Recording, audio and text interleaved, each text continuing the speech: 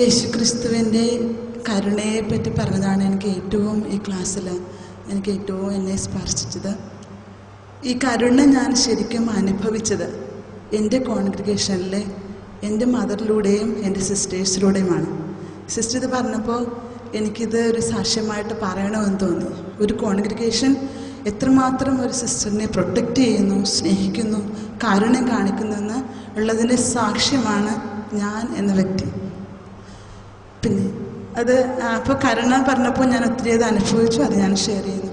പിന്നെ എനിക്ക് ഏറ്റവും കൂടുതൽ ഇഷ്ടപ്പെട്ടത്, ഞാൻ ഒരു ചോദ്യം ബ്രദർ ചോദിച്ചായിരുന്നല്ലോ, എന്തുകൊണ്ട് കണ്ടിട്ടും കാണാതിരിക്കുന്നതിനും കേട്ടിട്ടും ഗ്രഹിക്കാതിരിക്കുന്നതിനും അങ്ങനെ മനസ്സ് തിരിഞ്ഞ് മോചനം പ്രാപിക്കാതിരിക്കുന്നതിനും വേണ്ടിയാണ് അങ്ങനെ എന്തുകൊണ്ട് യേശു പറഞ്ഞു എന്നുള്ളത്. അത് ഞാനിങ്ങനെ ഓരോ ക്ലാസ്സിലും ശ്രദ്ധിക്കുമായിരുന്നു. അപ്പോഴാണ് യേശു ആ കാത്തു സൂക്ഷിച്ച തൻ്റെ തൻ്റെ പരസ്യ ജീവിതത്തിലും കാത്തു സൂക്ഷിച്ച രഹസ്യമായിരുന്നു അതെന്ന് ബ്രദർ പറഞ്ഞത്.